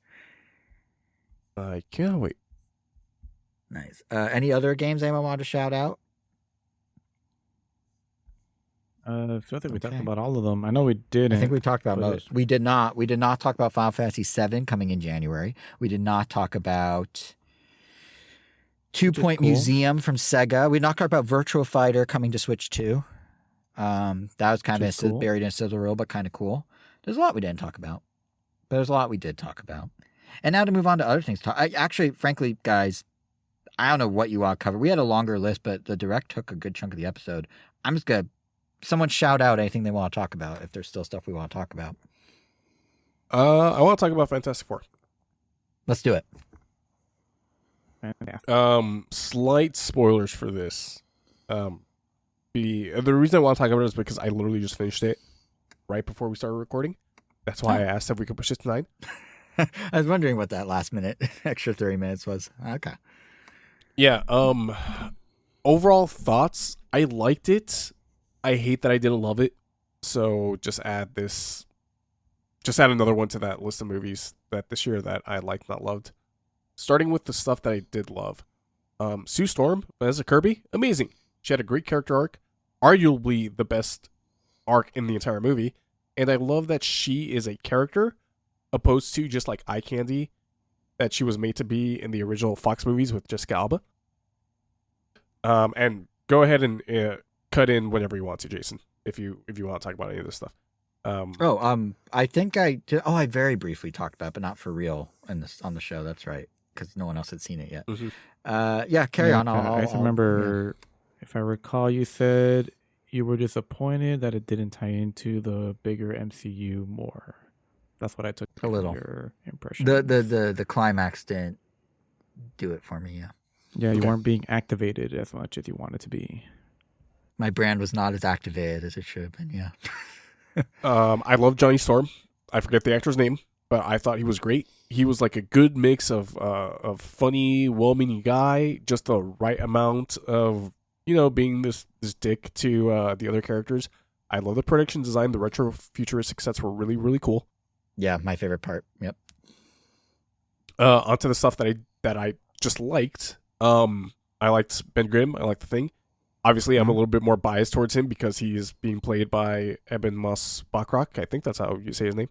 Who plays I Richie frankly- on The Bear. Yeah, as I said, I frankly don't know his name. I just know him as Richie. Yep. Yep, cousin Richie. He unfortunately doesn't have a lot to do in this movie, but he's charming enough for me to like him just overall. And then one thing, love the tiny thing that he's a foodie and knows how to cook. Like, I don't know if that was coincidental, or it's if like they were like, barely "Hey, it's the touched bear." upon, Wink, though. wink. It's like 2 or 3 scenes where they just kind of passively do it, but I'm just like, "Oh, I see the connection. It is from the bear." I don't agree with the critique about his voice, about how some people just didn't seem to like his voice or didn't think that it fit the I character. didn't have that concern at all. Yeah, I thought it was fine. I thought it was fine. Yeah. Unfortunately, that is the only things that I liked about this movie. But they were good. But they carried the movie well enough. Reed Richards. Look, I like Pedro in the role, but man, do I feel like they did Reed dirty in this movie. It's a little flat, right? Yeah, like he barely uses his powers in this movie, and he almost has no character arc of his own. It's more of a supportive role to Sue's arc. But like, come on, he's our lead. Give him an arc. I already touched upon the Thing, who has barely anything to do in this movie. Funnily enough, when I was talking to my buddy Matt while I was watching the movie because he's already seen it, and I brought up this point about the Thing, right? Well, like he's kind of just there. And then he pointed out that somebody either on Reddit or Twitter mentioned that if you look at the plot synopsis for this movie on Wikipedia, the Thing is not mentioned at all, aside from just the introduction. Thing. Think about it, Jason. Yeah, what does the Thing do in this movie? He goes, "Where do I belong?" And then that's it. He Yeah. does nothing. Yeah. I do. He I meets a do girl love who gives him a cookie, or he gives her a cookie, or something like that. a flower or something. I Yeah. don't remember. I I might be misremembering thing him from to Groot do. in the Guardians of the Galaxy. I will say one thing that was very small that I was like, oh, okay, is they did keep his like Jewishness from the comics, like, which I liked as a Jewish guy. Like he went to a synagogue at one point. Finally, some on-screen representation for Jason. Yeah, it's like at long last, Hollywood, run by us, is representing us. Yeah. Yeah. I did really like the camaraderie between Johnny and the Thing, which I should have mentioned up top, but I really liked their like dynamic duo-ness, especially the scene of Johnny carrying him, telling him to say his line, him refusing to. They kind of, as much as I did like that, they kind of milked that joke. They did it like 4 times, like, say the line. He's like, I'm not gonna say the line. Say the line. Like it was like, yeah, okay, he's gonna say the line. I get it, but it was great when he did say it. Mm-hmm. Yeah, to save Reed. I thought the CGI was not good at all. There were times in this movie where the Silver Surfer CGI was worse than Lawrence Fishburne's CGI in Rise of the Silver Surfer back in 2006 when Rise of the Silver Surfer came out. When did that come out? 2006, right? Somewhere around there. Yeah, it was when we were in high school. When I was in high school, so yeah, somewhere around there. Yeah, there are scenes in that movie that definitely look better than the Silver Surfer that we got in this one. Galactus is somehow underused in this movie. He has 15 minutes of screen time in this 2-hour movie. And he's like weirdly weak. Yes, there's nothing about his presence in this movie that actually makes him a threat aside from the fact that he's big. That is it.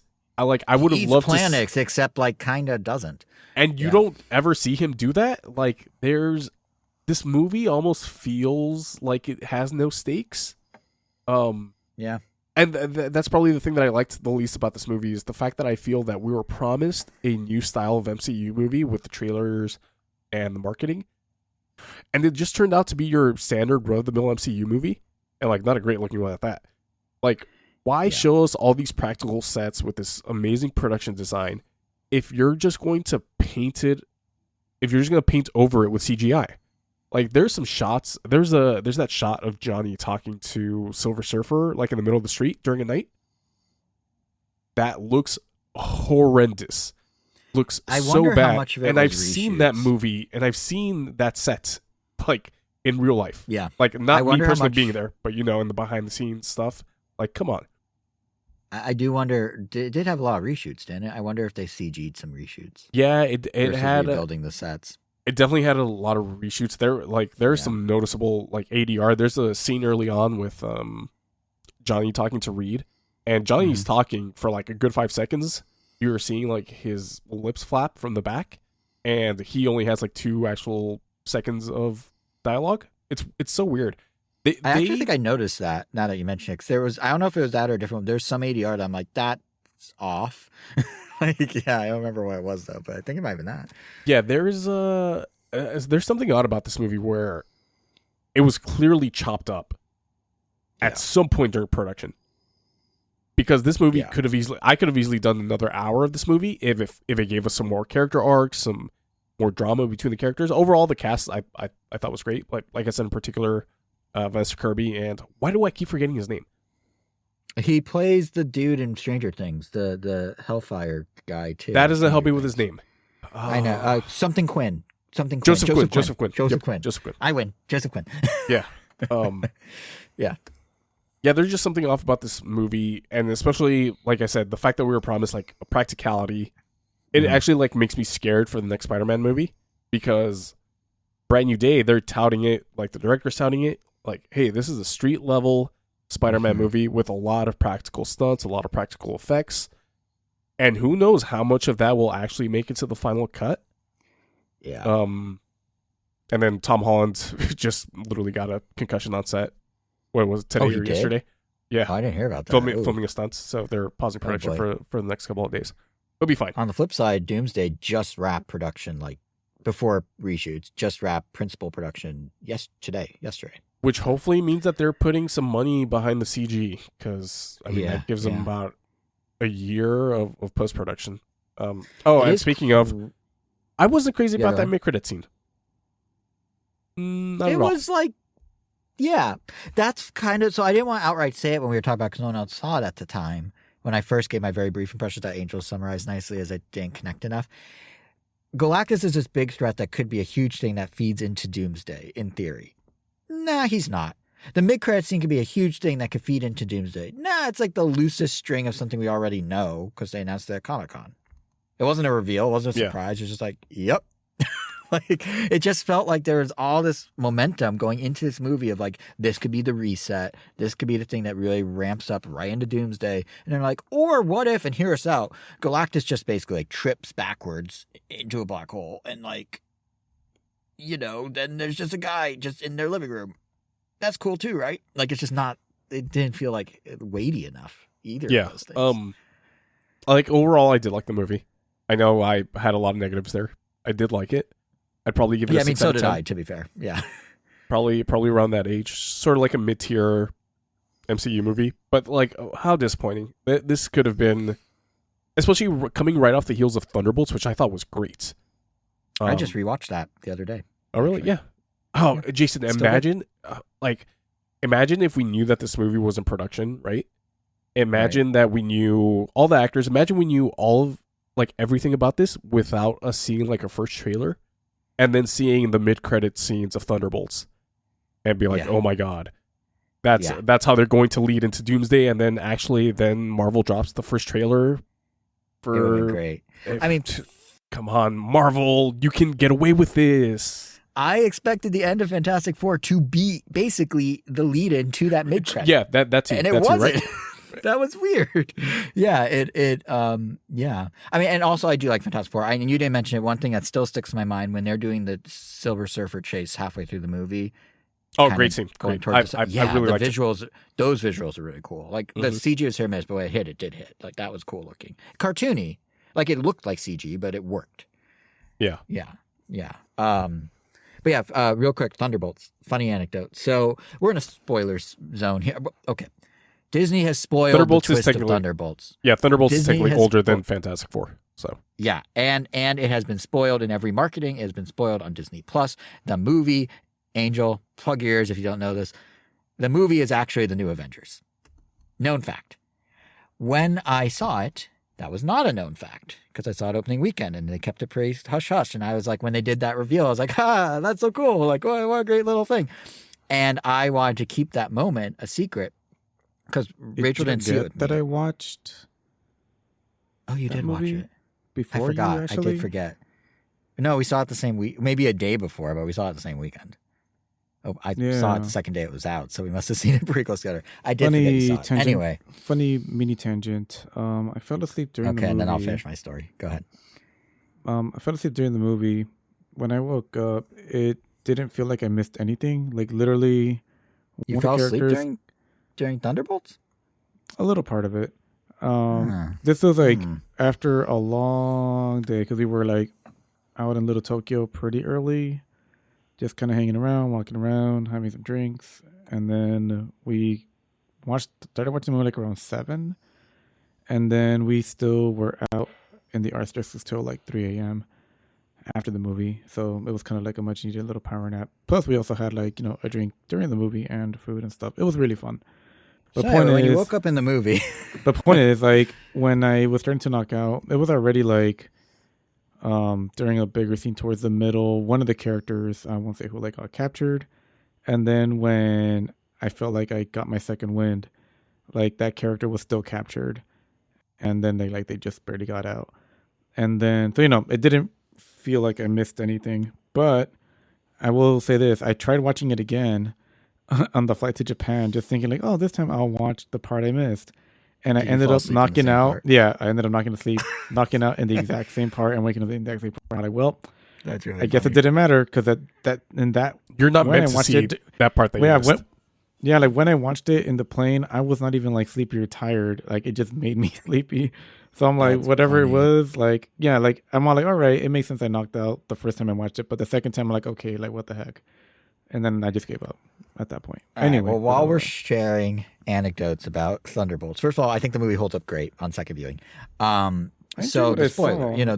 That's pretty much it. Yeah. but yeah, so the second, the ending where they're the new Avengers. I mean, if you know the comics, this isn't a surprise, but the way they did it in the movie, I thought was very cool, and the way they hit it in the marketing, like to reveal it later, thought was cool. We talked about it in May on the show how we thought it was cool. I told Rachel was gonna see it with me, but then ended up not. So I told Rachel I'd watch it with her on streaming, but I didn't want. I thought that was a really cool reveal. So I was like, "Don't get spoiled, Rachel. Like, don't look up anything. Don't like look at billboards. Don't like tunnel vision when you're driving. Like, don't get spoiled." And I managed to keep telling her, like, "Oh, you haven't been spoiled yet, right? Right?" All the way up through when it was on Disney Plus. It even says under Thunderbolts, it says the new Avengers. I'm like, "Don't look at Disney Plus. I'll load up the movie. Just trust me." And then we get to the big twist. That isn't, the you're the Avengers now. And I turned to her, I'm like, eh? And she's like, that's it? I'm like, yeah, like, because now that's like saying up for like there's 2 different Avengers camps and they have to like which one's gonna be the one? And like, and this one's this one and this one's that one. And she's like, that's it? For 4 months you've been like telling me there's this crazy spoiler and it's a name? I'm like, yeah. I'm not Like, gonna lie, I that's had kind of not a big deal. And I was like, no, it was so cool.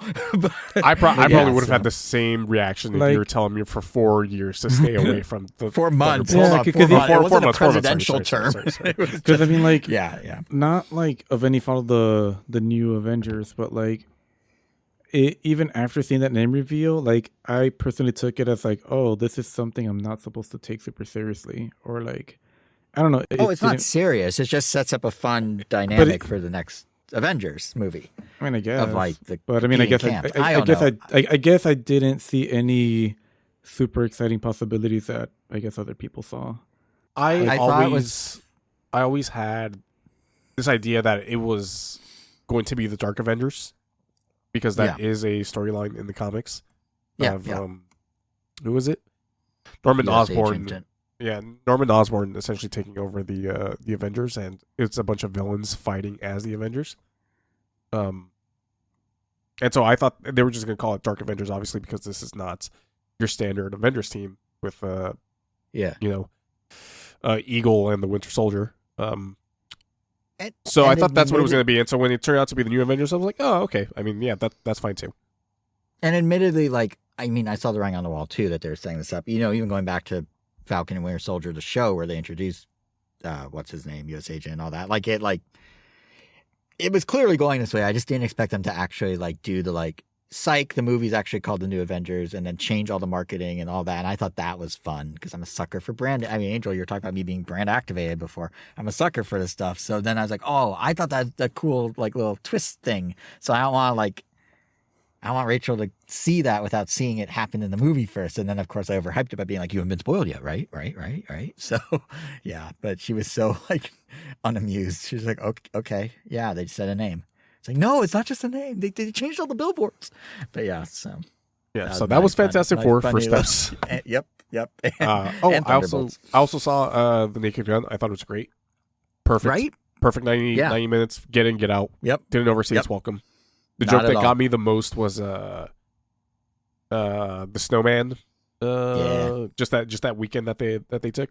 I That was laughing, snowman my ass was off. straight up Lonely Island. Like everything else was like Naked Gun, like the vibe of like that, you know, Are you that in style Lonely thing. And then Island? that snowman was just they injected Lonely Island into like the middle bridge of the movie. Yeah, it was. And the fact that it was, for lack of a better word, it was canon. It actually happened. It was the part that even really better. solidified it for me. So Totally. Like, because they made it seem like it was going to be like a vision or something until it was actually really happening. Yeah. yeah, It's a fun movie. yeah, fun movie. Do we want to talk about anything else this episode, or how are you guys feeling? I could It is briefly. getting Has pretty anyone long. tried the? Okay, I was gonna say, has anyone tried the new Apple devices? We could touch on that super fast while it's timely, or we could save I it. have not. Let's save it. Let's save it. I have tried all of them. I'm wearing one of them. I have the Series 11 watch, and I feel like a cyborg because it has like gestures that you can do with one hand. It's like I could tap my fingers and it like does stuff on the watch on the same hand. It like follows the muscle tendon movement. It's crazy. Anyway, yeah, we'll save all that for the future. That in that case, I think Angel, was there anything you wanted to touch on? No, I'm good. Okay, then yeah, that was the Nintendo Direct plus a little bit of Marvel episode of Random or Nintendo. We will be back in the future for more stuff across the board. To make sure you don't miss it, be sure to subscribe to us on whatever podcast app you may be listening to us on, whether that's Apple Music, Spotify, Amazon Music, iHeartRadio, Pandora. We're on YouTube at Random Nintendo. That might be where you found us. You can also follow us on Twitter at Random Nintendo. And individually, we are on the socials. I am JSR7 on Twitter and Threads. Kevin is KVN Gomi on Twitter and Blue Sky. And Angel is World of Weros with an S at the end over on Instagram, where I believe you recently made a Donkey Kong post, if I'm not mistaken. Is that the most recent one? Yeah, I thought so. And you guys can all check it out by going to World of Weros. But yeah, that does it for this episode. We'll be back. Actually, we might not be back at our regularly scheduled episode in 2 weeks because I'm not around. But we'll figure it out, and we'll be back when we're back. Subscribe so you don't miss out when that happens. And in the interim, Kevin, the final word? What a great year for horror movies. I should have touched upon this a little bit. This is gonna be a long final words, but like this movie has been great. Like, we got Sinners, we got Final Destination, we had Weapons. We had Weapons. Bring Her Back was great, and even some of the movies that I didn't like or didn't love, like Together, or even 28 Weeks Later, those movies still had like pockets of greatness.